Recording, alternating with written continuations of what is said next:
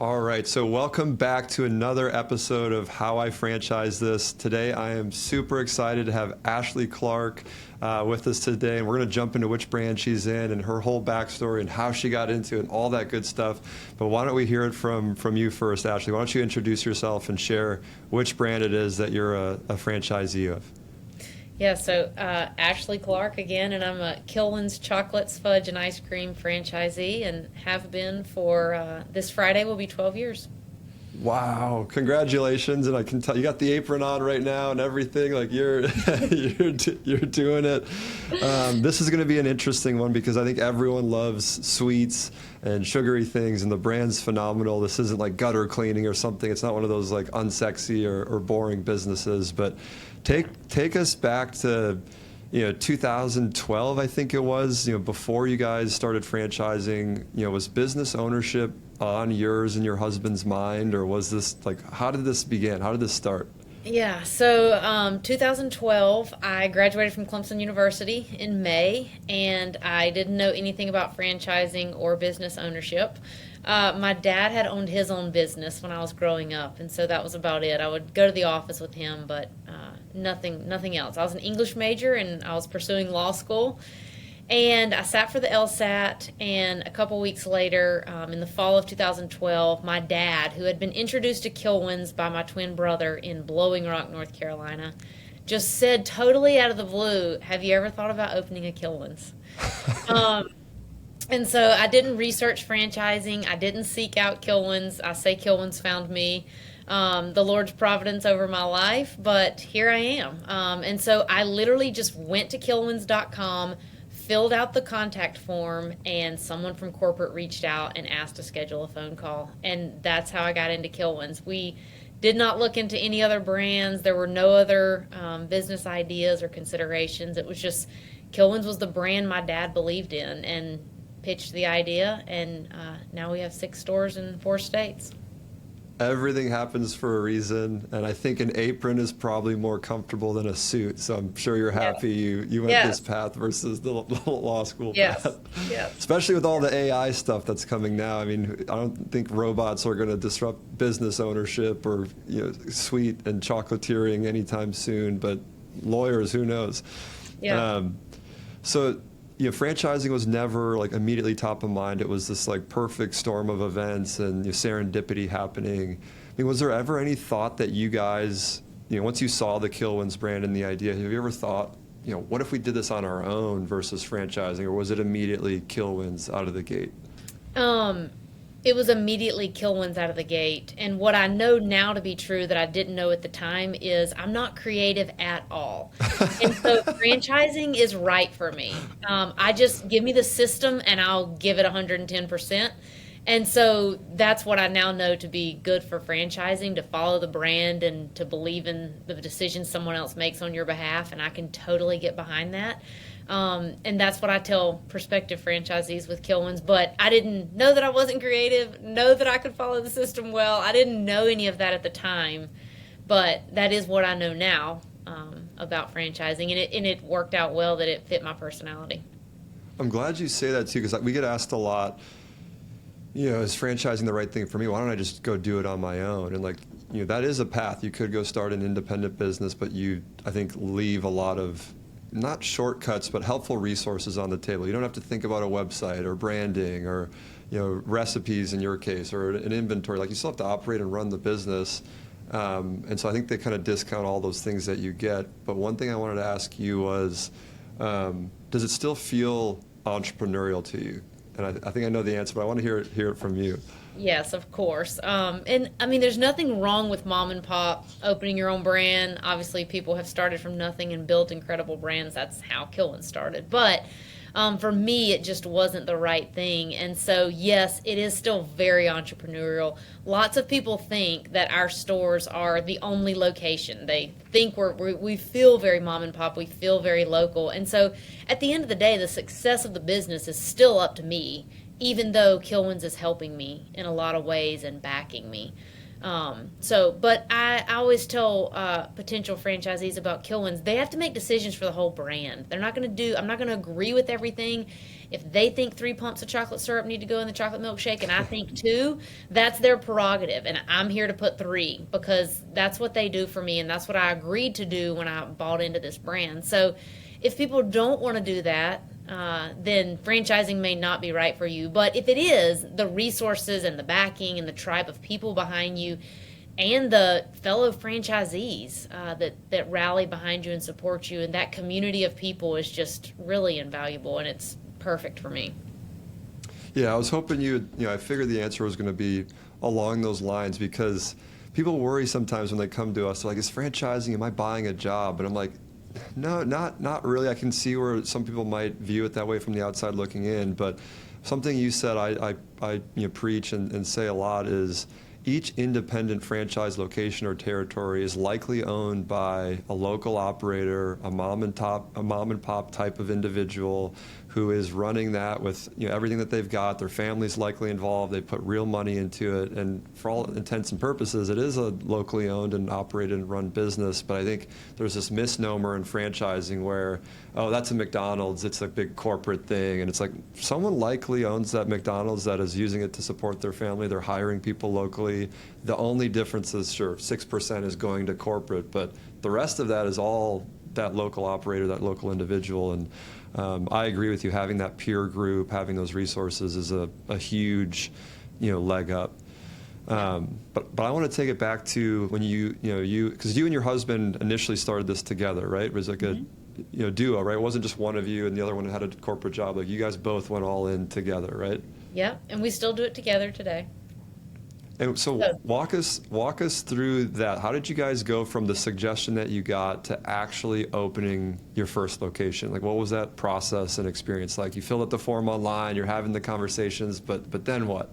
Yeah, so then corporate started talking to us more. We got with their real estate guy.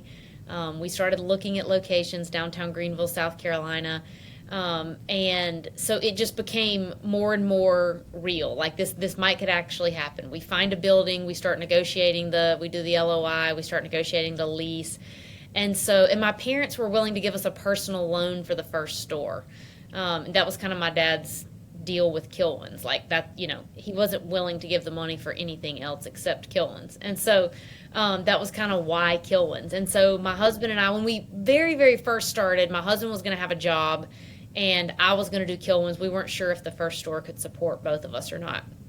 But 4 weeks before we opened in August 2013, we went to training in Petoskey, Michigan, got engaged while we were at training, and then also at training, yes, corporate said, no, the store can support both of you. It needs both of you. Your husband should quit his job and he should work in the store with you. So that's what we did. So from day one, we were both working in the store. It supported both of us. We were cash positive from day one. Wow. Trying to think. We didn't start paying our loan payment back immediately to my parents, but we did pay the store off in 6 years, and we've never put another dime back into the business. It's supported itself from then. And my husband and I for 5 years ran the business together. We were newly married, didn't have kids, and we were there about 6 days a week. But we also didn't know anything about business. And so it was the perfect intro for us. We're in our 20s.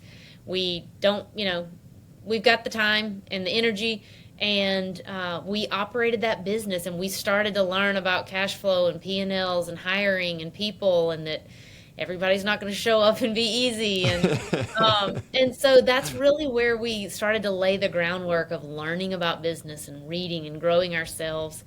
We grew that business, and then I don't know how much of the story you want me to tell right now. Well, yeah, let's pause there because I Okay. have so many. Because we'll get back to now this empire that you've eventually built. But these early days, I mean, I didn't know this, and this is fascinating. So your husband proposed at Kilwins training. Yeah. That is amazing. Was it tie-in because this was so important to both of you that he was like, why not do it here? Or what was that's such a Yeah, I mean, we had been dating for a little over a year, and I've known him since I was 9 years old. So there wasn't really we started dating about the time I graduated from college, and again, I had already known him for 10 years, and so there wasn't really if we're going to get, I mean, we didn't have to get to know each other very much. We already knew everything about each other. So it That's just kind of amazing. was, So yeah, it was just the opportunity. I don't know. you guys have these two big life moments. Yeah, why not combine them together? We're about to go start this business together. We might as well also make our marriage official. Yep.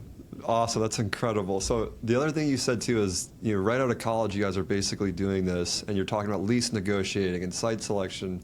Who taught you how to do that, or how did you guys educate yourselves, or start to learn what to do and how to do it in that moment?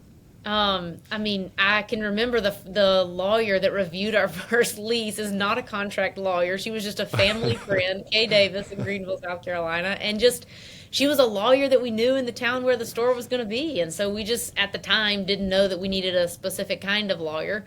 And so asked her, and she reviewed it for us. Kilwins, again, this is another place a franchise comes in. They were also very instrumental in assisting us. They led us through the LOI, lease negotiations, what to ask the lawyer.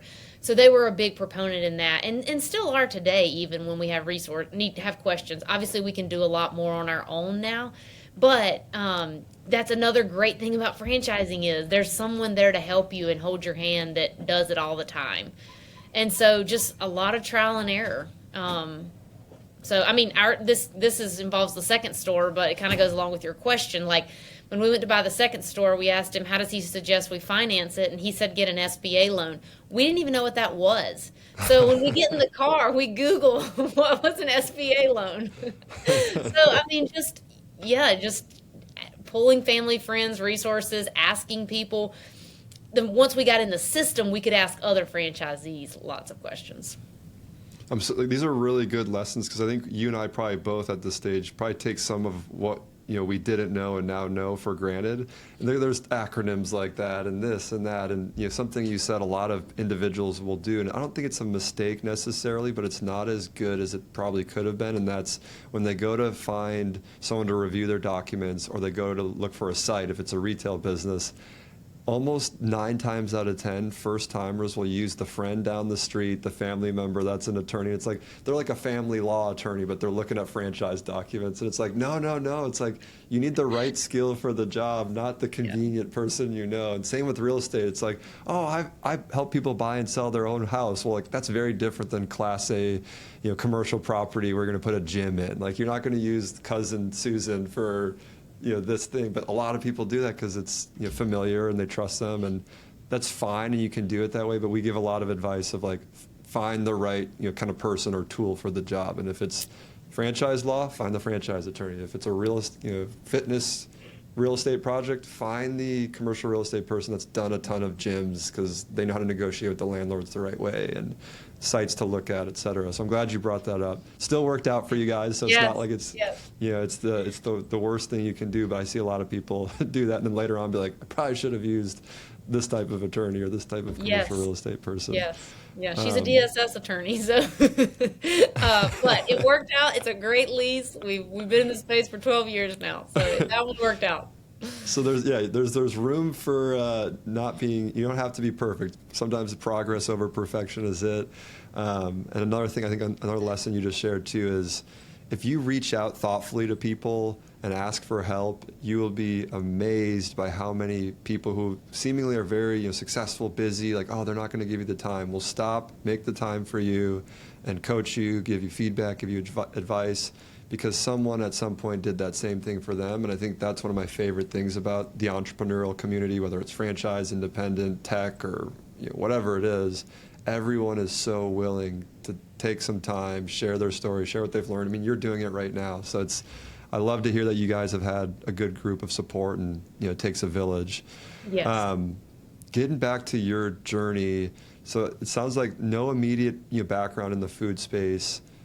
What was, I guess, that like? I mean, was the training, did that get you guys up to speed? And how did you go about, just like you did on the real estate, how did you guys go about educating yourselves and preparing yourselves to run something where there's food involved and staff that, again, you had seemingly no prior experience doing? Yeah, again, I feel like the support from Kilwins is what got us off the ground. There was corporate staff in the building 7 days before we opened, helping us set up the store. They were on site 7 days after we opened. And then someone came back at the 30-day mark, the 60-day mark, the 90-day mark. And so just having that support. But I also think, I mean, we went to training for 2 weeks. You kind of learn a lot. You're also drinking from a fire hose. Also, none of it makes sense because you have no idea what they're talking about. And then you just, again, a lot of it, this is what makes it entrepreneurial. It depends on you. So you just get in there and you figure it out. A lot of times my husband and I will joke that people think we're the keeper of all the answers, and we're really not. We just decide. We somehow make a decision, try this. If it doesn't work, try something else. You just figure it out. There's no, sometimes there is nobody to turn to. And so that's what entrepreneurs do. You just keep trying until you figure it out. And then it changes and you have a new problem. It is so like, so what I'm looking for. It's so like, it's unintuitive, or it's not intuitive, because our whole lives were kind of conditioned, if you think about it, to like get good grades in high school, to then go to college, and then get good grades there. And you're used to this path of like, you have to succeed, you have to have the right answer. And business ownership for me, I don't know if you felt this way, was the first time in my life where I was like, oh my gosh, like I'm going to make decisions and do things that don't work. And like, it's just not how we're naturally wired. Like, you want to win, you want to get the good grade. And it's this like, and you still want to be ultimately successful, but there's all these micro decisions along the way, and you're going to fail a ton. And getting comfortable with failure is a really tough, weird adjustment, because our whole lives, again, society and family and whatever is kind of pressuring us to like not fail, pick yourself back up, do it, make the right decision. And I don't know if you guys felt that way, but having to just get into it and figure things out was terrifying, but very refreshing at the same time to know I can go do something and it doesn't work, and it's okay. It's actually okay if I fail on this like small level. Now I just know one way not to do something. Yeah, I think that's something, if you're going to own a business and be an entrepreneur, you have to be comfortable with and learn. I teach a class every week to assistant managers, and we talk about that a lot, being comfortable with failure, not being afraid to make mistakes. There's nothing better than someone on my team to make a mistake, because they very rarely make it twice, right? Like, it was embarrassing. They remember that. And so you put the wrong peanuts in a 24-pound batch of peanut brittle, you probably won't do that again, because you'll remember that. And so it is. And I mean, people look at my husband and I like we haven't made any mistakes and everything we touch turns to gold. That's not true. We've failed a ton. Just nobody knows it because we keep trying and trying and trying. So, it's not that they don't know it. That's just not what they see. And so you're right. It's okay to fail. Just get back up and try again. So, and if you're going to be in business, you're going to fail. So, Part of the journey. It's someone told me that being an entrepreneur, business owner, sometimes is like a duck, like on water. Like on the surface, it looks like they're just like cruising around, but underneath their feet are just like fluttering, and you're trying to figure it out. Yeah, someone told me yesterday I was always so calm, and I was like, oh my gosh, I love that. I feel like a crazy person. I'm, in my head, I'm not calm, but I'm glad I come off that way. Yeah. All right, so now getting back to like, the journey, and I want to almost pull the punchline forward. You guys started with one, and you're at how many now? Is it 10, 11? 6. We're at 6 right now. Yeah. We've committed to 5 more, but we're at 6 open right now. So 6 open, on your way to 11. What was it like going from 1 to 2, and was it organic growth? Were you acquiring existing locations? And again, like for people listening that are like, oh my gosh, I'm getting excited just thinking about 1. How did you guys start thinking about, and was it always the plan to do 2, 3, 4, 5, and beyond? Yeah, it was not always the plan. The plan was to open 1, and then 2 felt like a pipe dream. And then when you get 2, 4 feels like a pipe dream, and now I don't even know what the plan is exactly. But But yeah, we get 1, we do that for 5 years, and then we had inside that 5 years, we had looked at other markets like Columbia, South Carolina. We had tried to buy Hendersonville, North Carolina, which we now own but didn't buy at that time. And so the store that we ended up buying next was an existing store in Highlands, North Carolina, and geographically it made sense. It's about an hour and a half, 2 hours from Greenville, and very high volume store. Really, I mean, my husband and I, the guy that sold it to us also has 4 kids. And so it's like, he's not going to sell that thing. His kids are going to want it. But they didn't. And so he puts it up for sale, and we reach out to him. we literally drive to Highlands for the first time, sit in the store, visit with him. He tells us to get an SBA loan. He tells us the price. He's going to owner finance 10. We've got to put down 10% to get an SBA loan. And we didn't have 10%. And so we reached out to a realtor to see about selling our house and had to have $80,000 to put down on the loan. And we sold our house and got $86,000 out of our house. So that's what we did. All in. All in. We sold our house, moved in with my parents. We eventually moved to Highlands, lived in a 500 square foot rental house. Our couch would not fit in the house. So it sat on the front porch until we could take it to Goodwill, and that's how we bought that store. But luckily, it was a high-volume store. It was already operating, so it wasn't like starting a new business. It had originally opened in '95, and so it quickly put us in a place to then catapult the rest of our growth. So we eventually bought a house in Highlands and lived there for 2.5 years. But, yeah, that's how it happened. That was number 2. I love the scrappy, put it all in, doubling down. I mean, 500 square foot place. Do you have kids at this point yet in the journey? Found out I was pregnant the day we moved to Highlands for the first time. So no.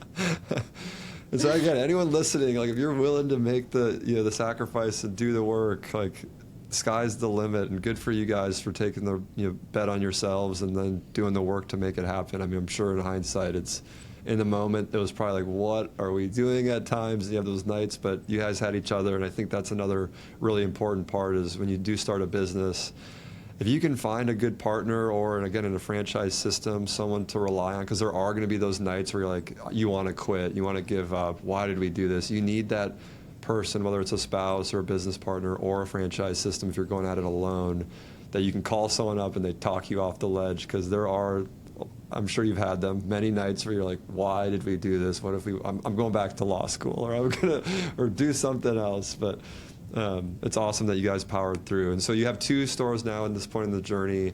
The second one's just, an incredible location.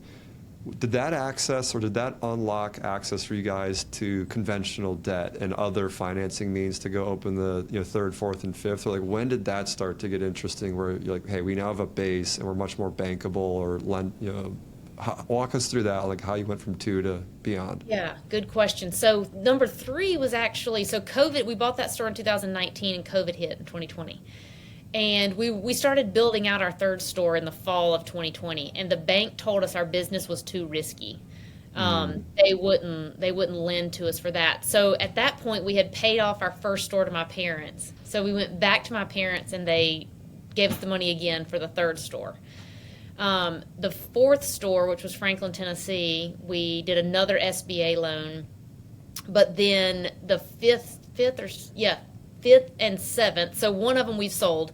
The 5th and the 7th, we then were able to do with conventional lending, which is light years better and easier to obtain. And so that's our last store that we opened was Nashville last summer. So we just hit the 1-year mark there, and that was also a conventional loan. So, it took time to get there, but we have now. So that's what I've heard from a lot of guests, and doing some of my own research on businesses that I'm operating and opening, is that once you get past, 1 is really hard, 2 is probably nearly as hard, in some cases more, but you start to get to a point where you start to have this scale and this track record, and things start to get, I wouldn't say easier, but easier in some ways, harder in others. Easier from a bankability perspective, and knowing what you're doing. Harder in the sense that you now have scale. There's stores all over the place. You're trying to manage teams in different locations, and that's what becomes more challenging. As you think about where you guys are now with 6, I mean, what does your day-to-day look like as the CEO, the leader? Where are you spending your time? How do you and your husband divvy up responsibilities? What is that like? What's a day in the life? Yeah, so we joke that we split the CEO role up 80-20. So I do 80% of the work, he does 20% of the work. By choice, it's what we both wanted to do. And so I spend most of my time working on the business. Today I'm working in the business. So our newest store is in Nashville, and it was not gangbusters from the get-go. And so my husband and I have spent a lot of time there helping try to build that business. And so today I'm in the store training someone for that store that doesn't have a manager. And that's what the store needs right now, is for us to help, for it to be profitable. And so that's kind of what we do. We kind of go where help is needed. But if we're not, so we travel a lot. So we're in the stores at a minimum 2 times a year. If they have a seasoned manager and everything's going great and they're not on fire, if they are on fire or they have a new manager that requires more training, we're in the stores and traveling more than 2 times a year. So when we're not traveling, we have an office upstairs in our house, and that's where I spend the majority of my time working on the business. And I do a lot of leadership development. So I do leadership development meetings weekly for general managers, assistant managers. I hire all the managers. So I spend a lot of my time on our people and on HR. And given, you got locations everywhere, are you doing a lot of those interviews and, recruiting efforts virtually? And like you're having to build rapport and a relationship and trust virtually, or are you going to final interviews? Well, I guess maybe not in some cases. Yeah, so for general managers, we do final interview is approximately the spousal interview.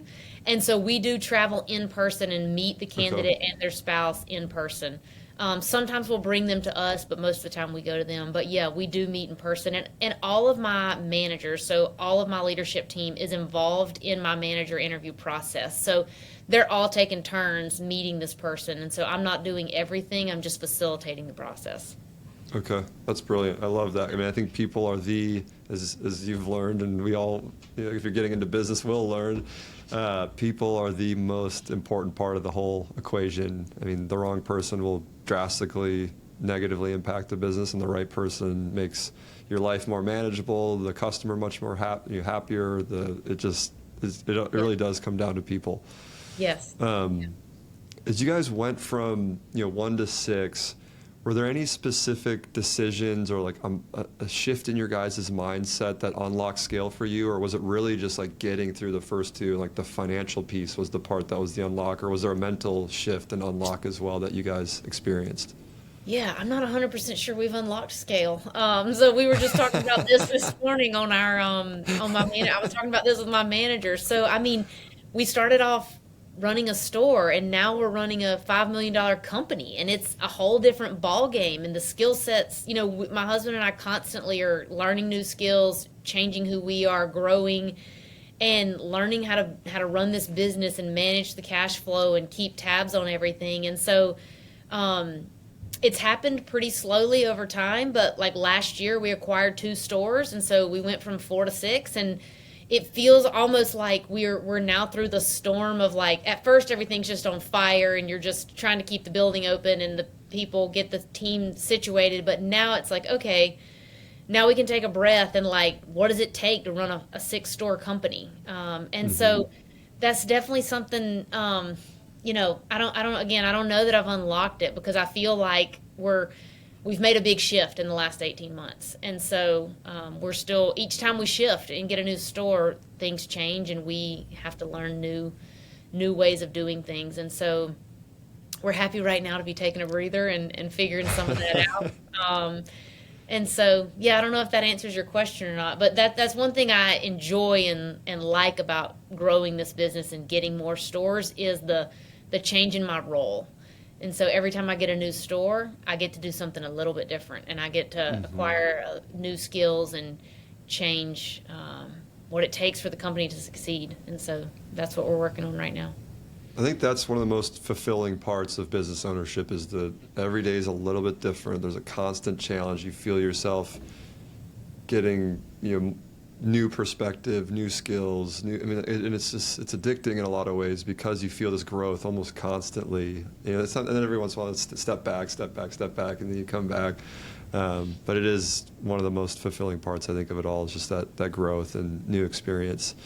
You mentioned, there's a lot of travel in some cases. Sometimes it slows down, but now with you've got a family now, you've got kids, you have multiple locations that spread out all over the place. How do you guys balance, all of that family life, each other, the business, et cetera? How do you guys think through that? Yeah, I was thinking of this earlier when you were talking about my husband being my business partner. So I feel like that's one thing we have to our advantage is that if I have to get up early and work, stay late and work, if we have to go in on the 4th of July, we have never had to have a conversation about like, oh, I don't want you to do that, or I don't want you to have to work on Friday night, or because we're in retail, nights and weekends are our time. And so because we're both in the business mindset, there's no question. Like we do what needs to be done for the business, and so that's one really nice piece that I don't have to justify to my husband why I need to go upstairs and work. I like to work, and so I'm not like a workaholic. I don't, I have a great life outside of work, but I also don't mind. I enjoy working, and so what was the question?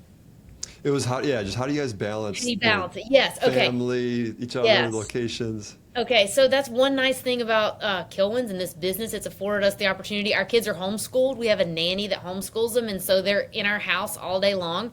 And so if they need to run to the bank with us or do work errands with us, or sometimes my daughters come in my office, and when I'm doing Zoom interviews, they're often sitting in my lap. They travel with us sometimes, depending on the workload while we're traveling. And so just the flexibility of like, it affords me the opportunity to be able to afford a nanny and have her at my house. I can see my kids when it's convenient for me, and when I have a break from work or when I'm off. And so, sure, there's times when we have to work and it's not fun and I don't see my kids a lot, but there's tons of other time. I get to see my kids way more as a result of this role versus if I, wasn't doing this. So it is a juggle. I was listening to something on the way into town this morning. I can't even remember what, but the guy was talking about like he felt like his work-life balance was like he might have to work 18 hours one day, but then he might be off for the next 3 days. And so that's how it's not like it's cookie cutter 9 to 4 every day, whatever. And that's definitely our life. So I've been working a lot this week, but my husband's leaving tomorrow to go to Texas hunting all weekend, and I'm not going to work all weekend either. So I'll be with my kids all weekend. So I've been up. I was out of the house this morning before they got up, and I don't know if I'll see them. I'll see them a little bit this evening, but that's okay because, I'll get everything done, and then I'll have the time this weekend. So it's just not the normal schedule, but in the end, it's fantastic. I also love bringing them to the store with me and work with me occasionally, so that's a perk too. Yeah, I mean, they're probably learning so much just observing and watching you guys build and do what you do, and I think that's invaluable in and of itself. And I agree with you when you said, when I think about balance, especially for entrepreneurs, it's like you have to, I think Bezos said this, was like, you have to find ways to have these worlds all overlap and interlock together as best you can, because what you're doing is not the typical schedule and the societal norm. And so he was giving examples of how he'd have his kids like sit in on board meetings for Amazon, and like he can do that, and like and they're getting to see this like first row seat. That's one of the coolest things ever. And like, how impactful of an experience is that? Plus, it's their own dad, it's their own mom that they're getting to do that with. And I think about my own childhood. My dad was very entrepreneurial, and sure enough, like we'd go sit at the office and play with toys while he was making calls. And even just, I can remember how he talked on the phone and how he did things, even from a very early age, because I was just he combined it all because that was the only way he was going to adequately see us and work at the same time, and it works. And I think some people, unless they've done it, are kind of like, I don't know if that works. Is that fair or whatever? It's like, I think you'd be surprised how much a kid enjoys being exposed to things like that early, and we sometimes probably discount how smart children are and how much they absorb and take in. And actually being around this business is a huge positive versus, oh, you're not doing this with them or going to the park or whatever it may be. It's like you're mimicking the things that they would be learning there in a different way. So I appreciate you sharing that. That's really cool. Yeah, I mean, work is a really important part of our lives, and so it's fun for them to be able to enjoy it with us. So. Yeah, 100%. The last couple of questions I have for you are centered around just kind of like reflections and advice for those listening. And the first one's, when people think about franchising, what do you think the biggest thing people misunderstand, or maybe not take for granted, but like put assumptions on to franchising that people are wrong about?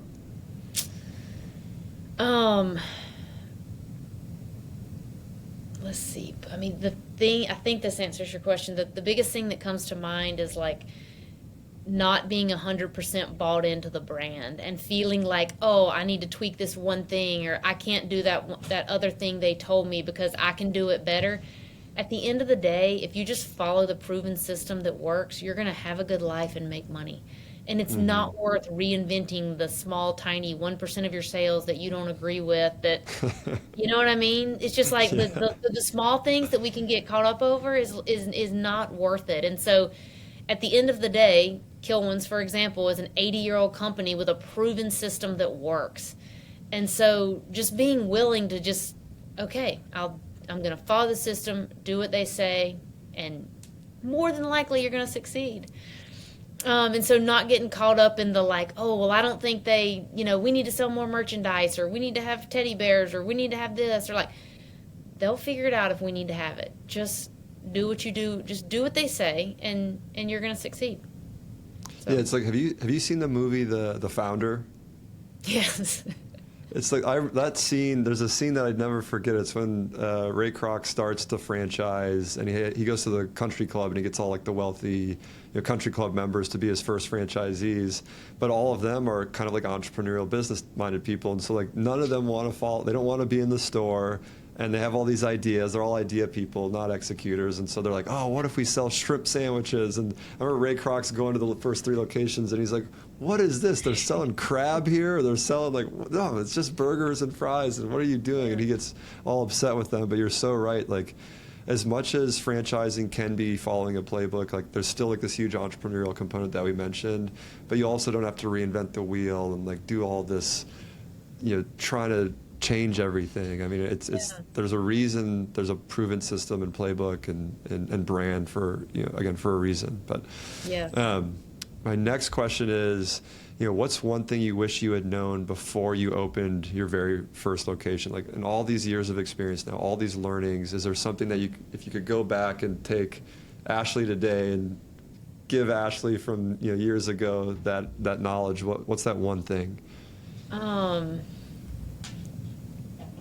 Especially if someone was going to open multiple units, I think it would be to just start from day one creating systems and processes and have everyone follow it. There's when we had the first store and you only have one, you have so much time and you're doing all these things, and if I knew that I was going to open multiple stores then, I wish I would have started then. This is how we do this. This is how we do this. This is how we do this. Putting more stuff in writing, because it's like you can't have 3 stores and they all be doing things differently. The stores all Hmm. have to be robots so we can all help each other. And so I think back to the first store and all the years where I was doing this. I was trying to create my own edible fondant discs, and I'm trying to do this and trying to do that. It's like all that was a waste of time because you can never replicate that over 6 stores. And so it's just like, just do what you're supposed to do, and then start creating systems and processes in writing around that, and prepare yourself to grow and be able to hold people to the same standard, and not just constantly looking for ways to like make a quick buck. Yeah. So I got one last question. It's similar to what I just asked, but different in the sense that, for anyone that's listening, maybe they were in their early 20s like you were when you first started, or maybe they're just thinking about doing something for themselves or entrepreneurial like this for the first time. What advice do you have for that person? Not being afraid to spend money on things like business coaches, conferences, resources to help you learn and grow. Because now I realize the importance of that, and I made a lot of mistakes. I still make mistakes, but I make a lot fewer mistakes, and I wish I had invested more money sooner on growing myself and my business acumen and my people skills. Just learning how to lead people it's not easy, but there's tons of resources out there to help you. And so in the beginning, of course, it feels like you can't spend money on anything, but you're also spending money on all the mistakes. So just being willing to spend money to grow yourself is really important. Yeah, I think that's brilliant. I think that's spot on, and I think it goes back to something we were saying earlier too about, again, you'll be surprised if you reach out thoughtfully to other successful entrepreneurs, franchisees of a system you're looking at.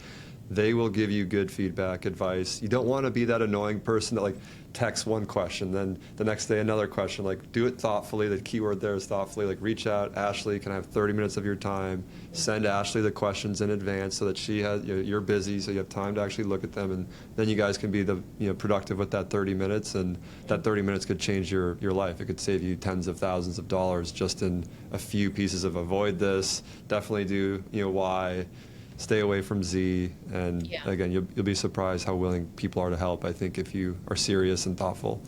Yes. Yeah. I mean, in the Kilwins system and out, like if there's any way I can answer people's emails, meet them for coffee, support them, I always try to, but especially in the Kilwins system. So another reason to be in a franchise. Yep. So. Awesome. Well, Ashley, I really appreciate you giving your time this way and sharing your story. Again, if this inspires one person to take that leap and to go for it, it's all worth it. If people want to follow, I guess, your guys' story or information anywhere, are you on LinkedIn, or is there anywhere that they can find you? Yeah, we're on LinkedIn. That's it. So I'm not. All right, so look for Ashley Clark, type Kilwins, or so you'll find her. You'll find me. And again, if you are going to reach out, do it thoughtfully. Be respectful of time. And Ashley, thank you again for being on, and really appreciate it. You having me.